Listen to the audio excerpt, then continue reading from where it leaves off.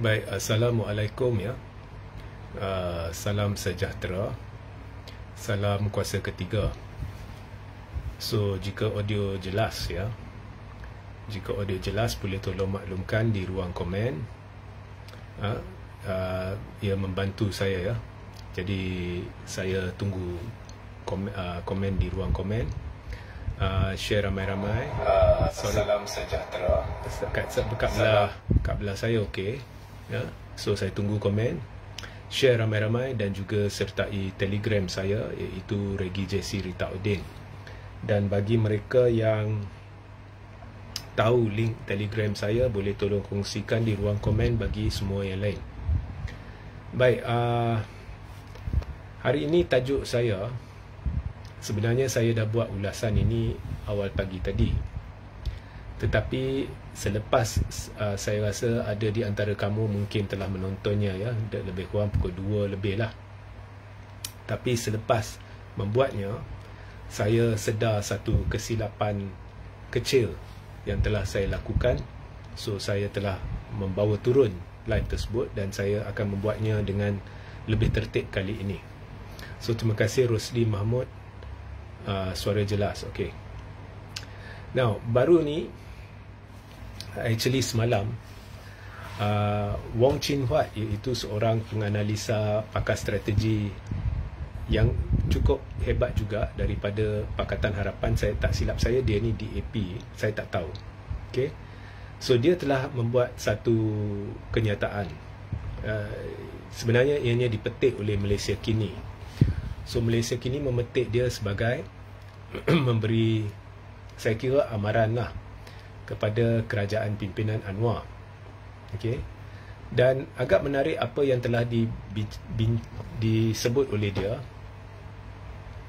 iaitu jika Anwar meminggirkan atau mengabaikan kubu dia, maknanya dia buat ikut suka hati atau dia buat benda yang tidak disukai oleh penyokong tegar dia yang memenangkan dia. Dan bila kita cerita kubu Anwar, so ini lebih kepada masyarakat Cina. Okay, alright. So dia kata jangan anggap sebab penyokong tegar Pakatan Harapan mereka tidak ada tempat lain nak pergi sebab mereka tidak akan sokong perikatan, jadi ia tidak akan membawa impak. Dan Anwar ada sekarang kebebasan untuk buat apa yang dia suka walaupun ia memarahkan atau tidak disukai oleh penyokong dia atau kubu dia. Wong kata sesiapa yang berfikir demikian perlu sedar bahawa tidak mustahil ya berlaku situasi di mana ramai pengundi ni, contohnya Cina, dan kita sudah lihat ianya berlaku di dua pilihan raya kecil. Mereka duduk rumah, okey, di Mahkota dan di Sungai Bakap. Dua PRK ni lebih 50% Cina duduk di rumah. Dan Wong berkata jika keadaan ini berlaku, ini sepintas lalulah saya cerita, saya tak nak masuk mendalam apa yang Wong kata. Jika keadaan ini berlaku pada PRU 16, mereka cukup marah, mereka tolak PH, tapi mereka tak mahu sokong perikatan, jadi mereka duduk rumah. Jadi PH akan jatuh teruk, ataupun prestasi dia akan jatuh, akan terkesan. Sebegitu rupa mungkin Anwar hanya tinggal Perdana Menteri sepenggal dan dia tidak mampu membentuk kerajaan selepasnya. Nah, pada dasarnya analisa Wong Chin Huat ni betul pada dasarnya. Tetapi mungkin selepas mendengar ni ada pembaca, penyokong, pemahu pun pemimpin Perikatan Nasional melonjak-lonjak dengan kegembiraan dan menyangka okey, ini adalah isyarat Perikatan akan menang besar jika PRU 16 diadakan awal seperti yang dikatakan oleh Regi JC Ritaudin, iaitu tahun depan ataupun awal 2026. itu bukan hakikatnya. Okey, so saya jelaskan. Now, siapa yang sebenarnya untung, siapa yang sebenarnya rugi, dan mengapa ada kenyataan Wong Chin Huat betul, tetapi dari sudut PRU 16 sebenarnya tidak betul jugalah. Ada betul, tidak betul. Saya akan jelaskan. Now, saya cuba awak bayangkan ada satu kawasan parlimen. Kita reka ya, untuk tujuan perbincangan ya, kita reka satu kawasan parlimen. Di situ penduduk dia ada dua bangsa je. Tak ada India, Melayu dengan Cina. Dan 50% penduduk dia Cina, 50% penduduk dia Melayu. Contohnya ada 200 orang. So 100 Cina, 100 Melayu. Atau ada 1000 orang. 500 Cina, 500 Melayu. Ya, so kawasan parlimen itu 50% penduduk dia adalah warga Cina, 50% adalah warga Melayu.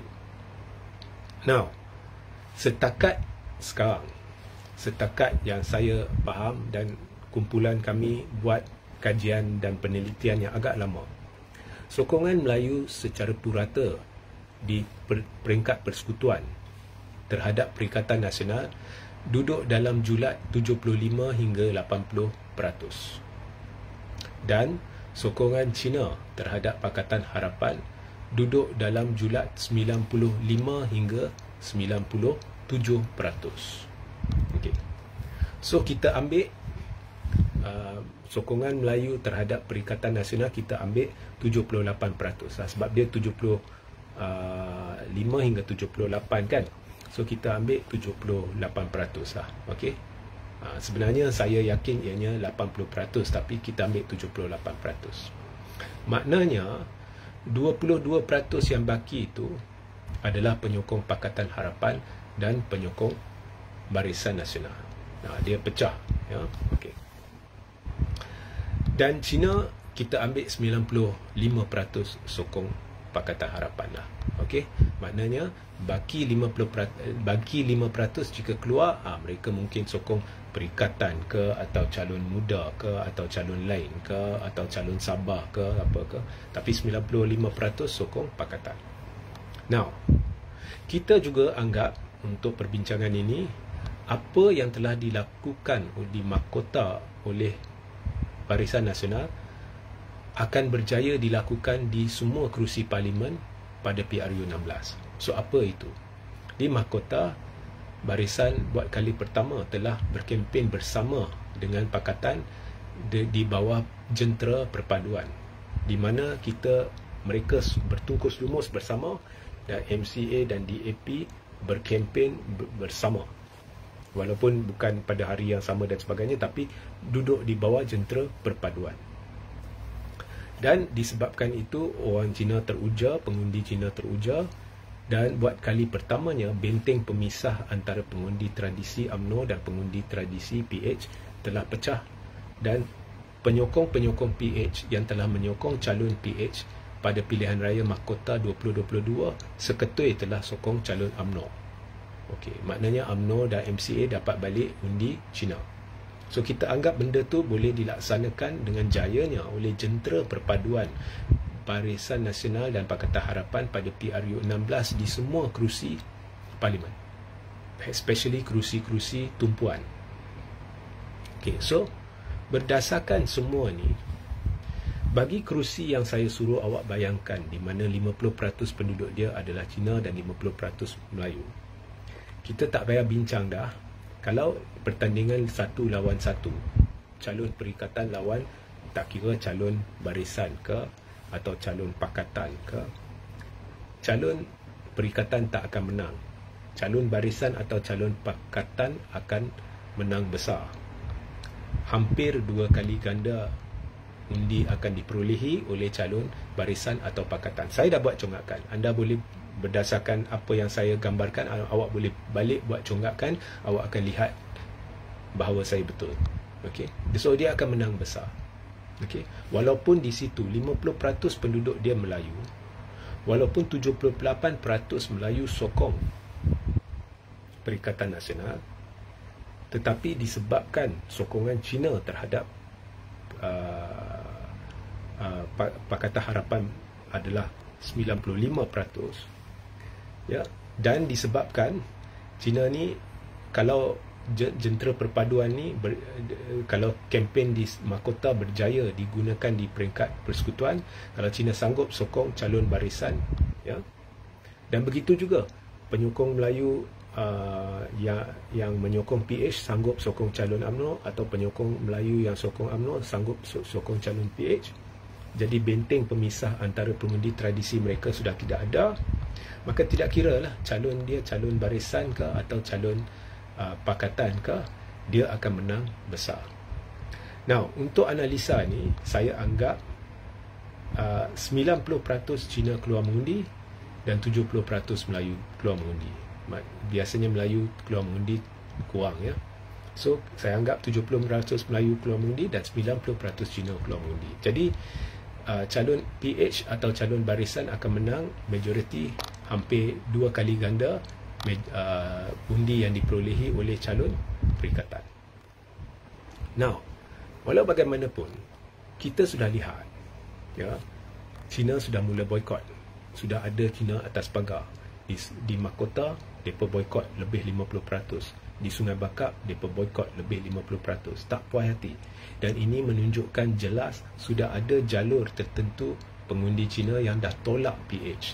Dan kalau kita ikut sejarah negara ini, sekali China sudah ubah fikiran, golongan itu akan makan masa 1 hingga 2 dekad untuk ubah fikiran lagi. So memang pengundi atas pagar akan ada, tak kira PRU16 dilakukan tahun depan, 2026 atau 2028. Okay. Now, jika pada PRU16 50% China tak keluar mengundi, okay, so sekarang kita kaji balik kawasan parlimen yang saya suruh anda bayangkan, di mana ada 50% penduduk Cina dan 50% penduduk Melayu. Apakah keputusannya? Okey, jika 50% Cina duduk rumah, maknanya yang keluar mengundi hanya 50%, tapi Melayu kita anggap sama, 70% keluar mengundi. Keputusannya, PH pakatan atau calon pakatan atau calon barisan tetap menang, tapi majoriti amat tipis. Okey, sebab kawasan tu penduduk Cina dia ramai, 50% penduduk Cina. So dia akan menang tipis. Okey, tapi menang. Okey.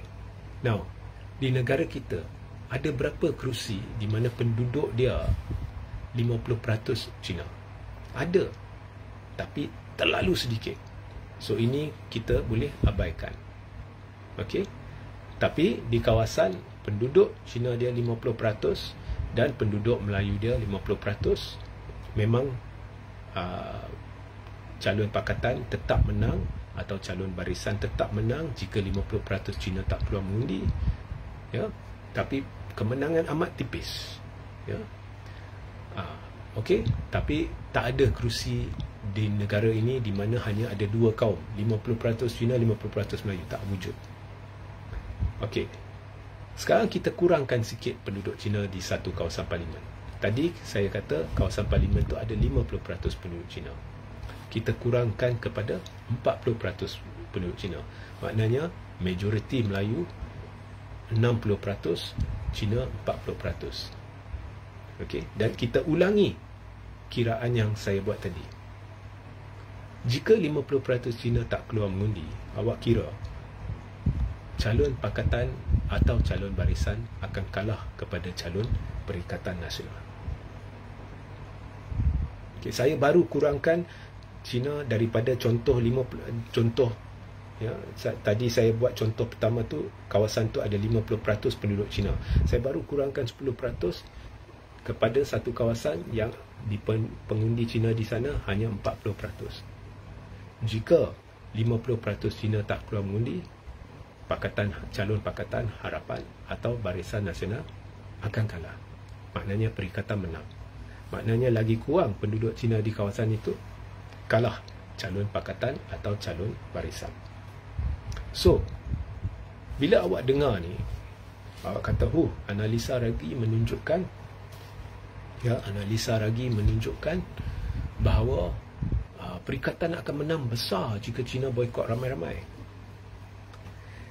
Okey.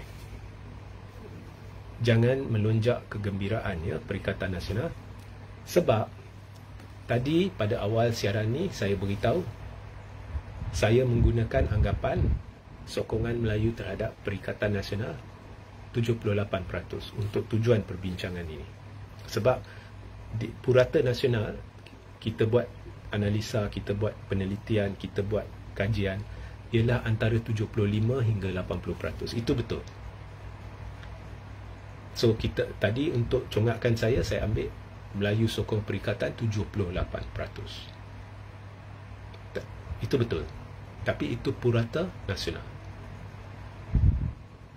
Sebenarnya kau pergi di satu-satu kerusi, kita ada kubu, kalau kita kira setiap kerusi, ada kerusi dianggap kubu kuat UMNO. Di situ sokongan Melayu terhadap UMNO lebih dari Purata Nasional. Mungkin di satu-satu kerusi sokongan Melayu terhadap UMNO sampai 40% Melayu sokong calon UMNO. Begitu juga PKR ada kubu-kubu kuat dia. Mungkin di beberapa kerusi di negara ini sokongan Melayu terhadap PKR lebih sikit dari Purata Nasional. Mungkin 30% Melayu di situ sokong PKR atau 40% Melayu di situ sokong PKR. Begitu juga di kubu-kubu kuat DAP. Contohnya di Pulau Pinang. Saya tahu di Pulau Pinang ada kerusi-kerusi Melayu di situ memang sokong calon DAP. So mungkin kubu-kubu kuat DAP sebab DAP dah mentadbir lama, peratus Melayu yang sokong calon Pakatan Harapan lebih sikit dari Purata Nasional. So Purata Nasional adalah purata semua kerusi longgokkan sekali, kemudian kita bahagi jumlah kerusi dan kita lihat margin of error or whatever it is, kita dapat Purata Nasional. Tapi bila kita tengok satu-satu kerusi, ianya berbeza-beza. Ada yang kubu kuat Perikatan Nasional, ada yang kubu kuat DAP, ada yang kubu kuat PKR, ada yang kubu kuat UMNO. Okey. Satu contoh yang baik ialah kita lihat mahkota. Mahkota pengundi Cina Melayu dia lebih 50%. Pengundi Cina dia 30% lebih saja. Kalau ikut congakkan saya tadi, sepatutnya perikatan menang besar. Tapi ada tak perikatan menang besar? Tak ada. Siapa menang besar? Barisan menang besar. Sebab apa? Itu memang dah kubu kuat Barisan Nasional. So, peratus Melayu yang sokong Barisan Nasional di situ, walaupun lebih sokong Perikatan Nasional, tapi peratus Melayu yang sokong Barisan Nasional lebih tinggi dari Purata Nasional. Faham? So tak perlu lonjak kegembiraan. Sebenarnya bila kita kaji, kita dapati kerusi-kerusi yang boleh jadi masalah jika China tidak keluar mengundi sampai 50%, yang boleh membawa kesan kepada Pakatan Harapan di sekitar 10 hingga 15 kerusi sahaja, dan begitu juga untuk Barisan Nasional. 10 hingga 15 kerusi di mana sokongan Melayu terhadap calon PH sama atau kurang dari Purata Nasional, dan begitu juga 10 hingga 15 kerusi Barisan Nasional di mana sokongan Melayu terhadap calon Barisan Nasional dijangka sama atau kurang dari Purata Nasional. 10 hingga 15 saja, dan agak sama Barisan dan PH. Okey, so itu yang menjadi tumpuan. Jika 50% China tidak keluar mengundi di kerusi-kerusi tersebut, confirm perikatan pegang. Okey, alright. Now,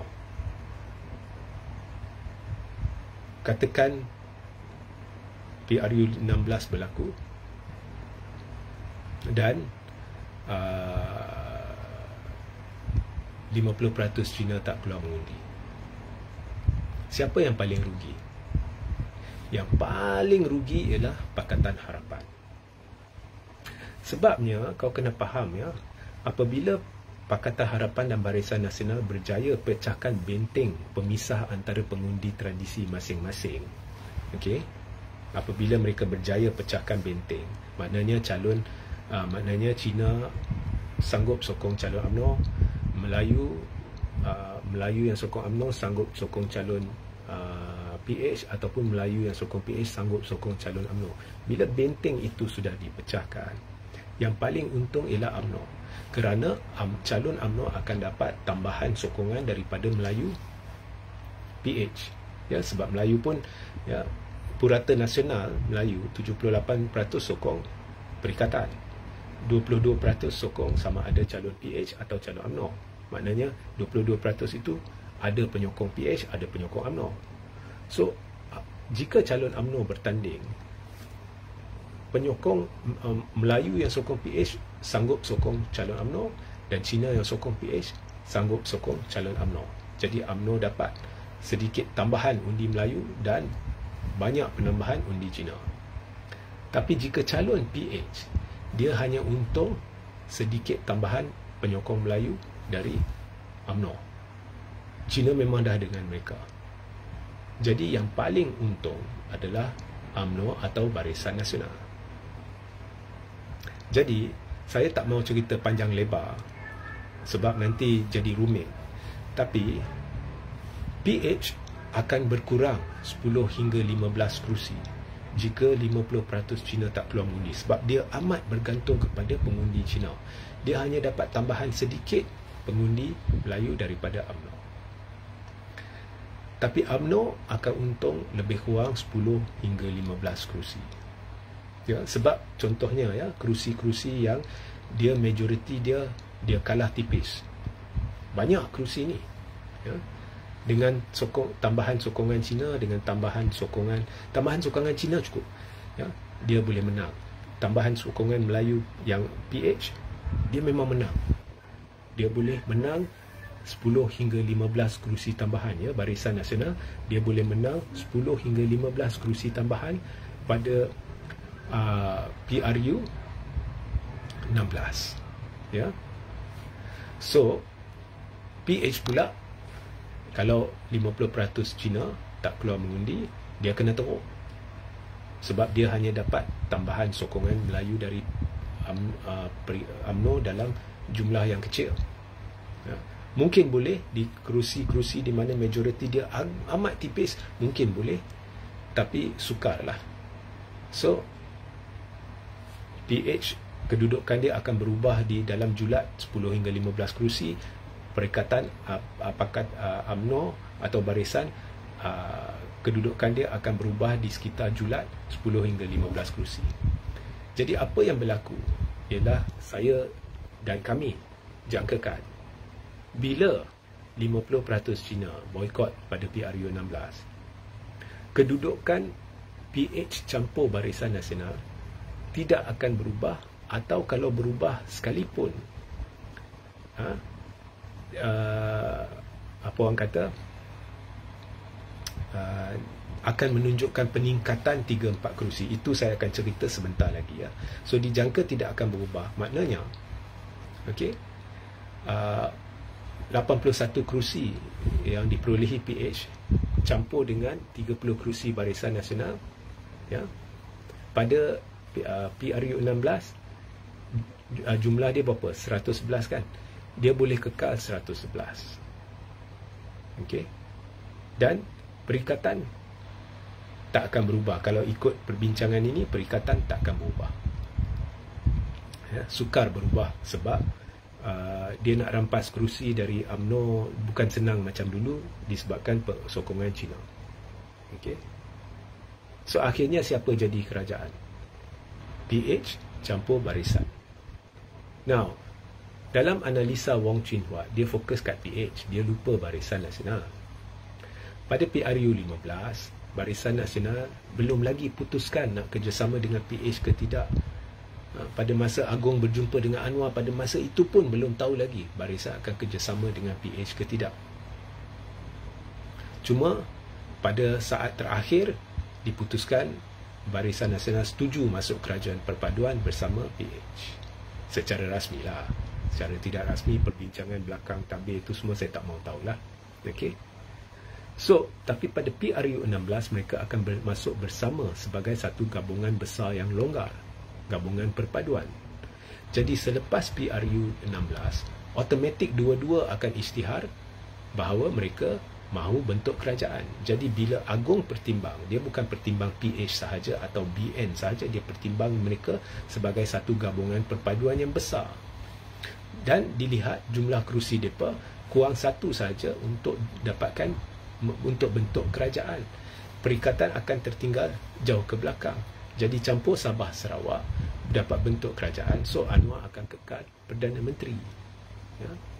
So keadaan dari sudut kerusi, kalau ikut perbincangan saya tadi, tidak akan berubah, atau kalau berubah sedikit. Cuma yang berlaku ialah peralihan kekuatan dari PH kepada barisan. Dan ini sejajar dengan trend. PH ni dia makin susut. Daripada PRU 13 berbanding PRU 15, sebenarnya PH susut. Walaupun sokongan Cina dia meningkat, sekarang berada pada tahap maksimal. Ini kerana Melayu ramai meminggirkan PH. So pada PRU 16, dia akan susut lagi jika berlaku boikot besar-besaran Cina. Tapi yang akan untung ialah barisan. Jadi barisan akan tampung kekurangan PH. Jadi yang paling rugi dalam PRU 16 ialah PH, yang paling untung ialah barisan. Kalau ikut perbincangan saya tadi, saya belum masuk ambil kira perikatan, jadi perikatan tidak berubah. Tetapi realitinya perikatan akan susut juga, tak seteruk PH, tapi dia akan susut juga. Mungkin dia hilang 3-4 kerusi. Mengapa? Jangan lupa, Bersatu adalah pesaing utama UMNO, ya? Dan ada kerusi-kerusi Bersatu ni dikira tidak begitu kuat. Dia majoriti dia kecil, bukan tipis tapi kecil. Di situ ada ramai Cina. Jika calon UMNO bertanding di kerusi-kerusi itu melawan calon Bersatu, dengan sokongan Cina, UMNO akan rampas kerusi Bersatu. Jadi tidak mustahil UMNO rampas 3-4 kerusi Bersatu, mungkin lebih. Okay. So katakan UMNO rampas 4 kerusi Bersatu. Jadi pakatan campur barisan tadi kita kira dia akan kalau ikut perbincangannya, Cina 50% tak keluar mengundi, dan kita jangan ambil kira Perikatan Nasional, kita anggap perikatan tidak berubah. Jadi kedudukan pakatan dan barisan dijangka sama, iaitu 111 kerusi jumlahnya, ya, di mana pegangan kerusi pakatan akan berkurang, pegangan kerusi UMNO akan meningkat, dan jumlahnya kekal sama 111. Tetapi sekarang, jika di kerusi-kerusi di mana majoriti Bersatu kecil dan UMNO menang atas sokongan Cina dan dia rampas 4 kerusi dari Bersatu, 111 campur 4 berapa? 115. Dan majoriti mudah. Majoriti yang diperlukan untuk bentuk kerajaan ialah 112. Tapi jika barisan berjaya rampas 4 kerusi dari Bersatu, dah jadi 115. Automatik pakatan dan barisan kalau isytihar sehari pada hari seterusnya selepas pilihan raya bahawa mereka hendak bentuk kerajaan bersama, yang di-Pertuan Agong berkemungkinan amat tinggi akan kekalkan mereka sebagai kerajaan. Tapi yang lebih menarik ialah barisan campur pakatan tak perlu bergantung kepada Sabah dan Sarawak untuk memutuskan bentuk kerajaan. Perikatan pula akan jatuh dari 74 kepada 70 kerusi. So, jika 50% Cina tidak keluar mengundi, yang rugi besar ialah pakatan, yang untung besar ialah Barisan Nasional, dan yang rugi sedikit ialah Perikatan Nasional. Perikatan tidak akan jadi kerajaan, melainkan perikatan boleh berubah, jenamakan diri dia semula, ubah struktur kepimpinan, cara pendekatan strategi, pendekatan kempen, macam-macam perlu dilakukan, dan untuk meyakinkan pengundi Cina atas pagar untuk mengundi calon perikatan, baru boleh cerita. So, analisa Wong Chin Huat bertumpu kepada PH. Ini memberitahu saya satu perkara. Jadi Wong Chin Huat dia tidak masukkan barisan dalam analisa dia, dia fokus kat PH. Ini memberitahu saya satu perkara. Wong Chin Huat berhati-hati. Walaupun barisan dah umumkan akan kerjasama dengan PH pada PRU16, tapi dia tidak mahu menganggap itu adalah satu realiti yang akan terjadi. Dia was-was. Mana tahu tiba-tiba barisan tak jadi kerjasama dengan PH dan dia kerjasama dengan perikatan. Jadi dia was-was. Ya, so dari situ saya nampak dia was-was. Ya. So, ini penjelasan saya kepada soalan jika Anwar abaikan kubu dia, adakah dia akan kena teruk? Jika Anwar abaikan kubu dia buat perkara tidak disukai oleh China, dan memang banyak perkara tidak disukai oleh China, tetapi disebabkan dinamika politik yang sudah wujud selepas kejayaan jentera perpaduan di mahkota, perubahan akan berlaku antara pegangan kerusi pakatan dan pegangan kerusi barisan. Tetapi secara keseluruhannya mereka akan kedudukan kerusi tidak berubah, atau kalau berubah tambah sikit atau tambah kurang dalam lingkungan 1 hingga 5 kerusi. Ya. So lebih kurang tak berubah. Ya. Cuma PH akan makin lemah, Wong Chin Huat betul, barisan akan makin kuat. Dan ini memberitahu saya, jika Anwar teruskan mengabaikan kubu dia, membuat perkara yang tidak disukai oleh kubu dia sampai 50% China tak peluang mengundi, dan dia tidak ada masalah PH jatuh sikit, barisan naik sikit, ini memberitahu saya hala tuju Anwar adalah lebih menumpu kepada UMNO dan PKR berganding bahu semula sebagai satu parti atau satu persaudaraan yang erat. Bahawa hala tuju Anwar adalah dia tak mahu lihat PH dengan barisan, dia nak lihat satu gabungan saja, sama ada PH atau sama ada barisan atau sama ada gabungan bahu. Ini memberitahu saya Anwar don't care about tak apa kita rugi sikit undi Cina, tapi dia nak bertumpu kepada memantapkan sokongan Melayu. Ya? Dan dia dah nampak benda ni, PH lemah sikit, barisan kuat sikit, asalkan kerjasama tidak akan ada perubahan, kalau ada pun perubahan yang kecil. So saya dah nampak hala tuju Anwar, iaitu mengurangkan kebergantungan kepada pengundi Cina semata-mata, sebab amat bahaya anda bergantung kepada satu kaum sahaja, satu bangsa sahaja. Actually dari sudut strategi politik itu betul. Dari sudut strategi politik itu betul, sebab kalau pergantungannya kepada satu bangsa sahaja, jika tiba-tiba bangsa itu meminggirkan awak akan jatuh teruk. Ya. Dan kita lihat komuniti Cina, kalau ikut sejarah, dia untuk 1-2 dekad dia boleh tegar dengan satu kumpulan, tiba-tiba seketui dia lepaskan. Ya, so amat bahaya. So Anwar hendak sokongan lebih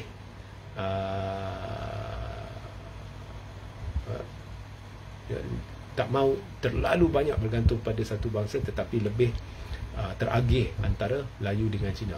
Dia akan masih bergantung kepada sokongan Cina, sebab sokongan Melayu terhadap pakatan dan barisan hanya 22%. So dia masih akan bergantung pada sokongan Cina yang lebih banyak, tetapi dia nak juga tambahkan sokongan Melayu, walaupun terpaksa rugi sedikit sebanyak sokongan Cina. So itu saya nampak hala tuju Anwar. Ya. So jika anda ada soalan, anda boleh mula bertanya sekarang. Adakah Anwar mengambil risiko besar dengan berbuat demikian? Ya. Sebab dalam live lain saya dah cerita kepada anda, akhirnya pada PRU17 UMNO akan jadi cukup kuat dan Zahid semestinya mahu menjadi Perdana Menteri. Ya. So Tuan Regi boleh pakai mic wireless supaya audio Tuan lebih jelas. Saya banyak kekangan, ya. So saya buat setakat yang mampu, setakat yang ada. Ya, saya maaf kalau suara dia slow, especially bila saya buat dalam bilik.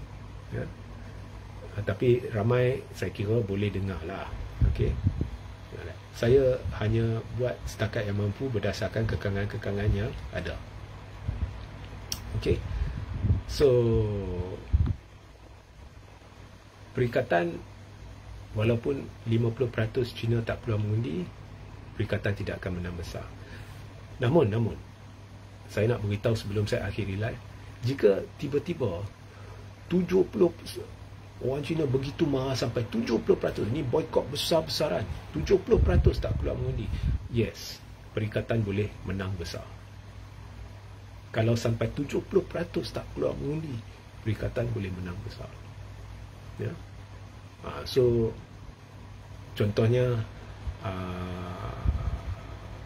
sekarang ramai Cina marah isu diesel. Itu saya pasti. Ya, saya pasti. Peniaga-peniaga khususnya dan golongan usahawan, peniaga dan sebagainya, besar atau kecil ke apa, dalam komuniti mereka lebih 50%. Okey. So, dan yang boykot tu lebih kepada golongan muda. Dan baru ni saya jumpa dua orang muda bangsa Cina, dan kita bincang-bincang, dan tiba-tiba saya tanya babak politik. Lazimnya orang Cina ni dia sensitif dua perkara. Jangan kacau ekonomi kita, jangan kacau pendidikan kita. Tapi saya terkejut, orang Melayu ni, dua pemuda ni, dia beritahu dia takkan keluar mengundi pada PRU16. Saya tanya kenapa. Dia kata menyesal sokong puak ini sebab mereka kita rasa terkongkong. Ya, ada sekatan sini, sekatan sana. Walaupun mereka tidak terkesan secara langsung, tapi mereka rasa duduk dalam suasana di mana setiap benda dalam kehidupan mereka dikawal. Tambah pula setiap berita yang keluar adalah merugikan mereka.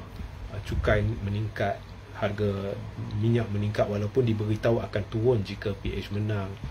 Ya, kemudian mereka rasa diri dia dipantau, nak pelesenan media sosial dan whatever it is. So mereka rasa terlalu negatif, terlalu tak mesra rakyat, dan mereka berkata takkan keluar undi. Itu saya terkejut. Perspektif yang diberikan oleh mereka kepada saya mengapa mereka tidak mahu keluar mengundi telah mengejutkan saya. Kerana ini kali pertama saya duduk dengan mana-mana golongan belia dari komuniti mereka yang berhujah sedemikian, begitu negatif terhadap kerajaan. Okay.